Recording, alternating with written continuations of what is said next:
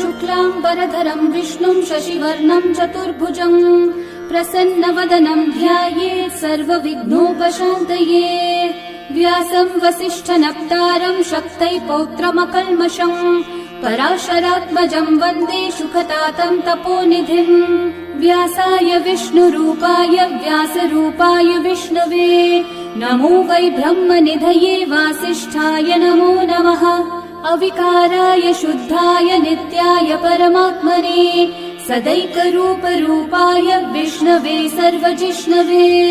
यस्य स्मरणमात्रेण जन्म संसारबन्धनात् विमुच्यते नमस्तस्मै विष्णवे प्रभविष्णवे। ॐ नमो विष्णवे प्रभविष्णवे।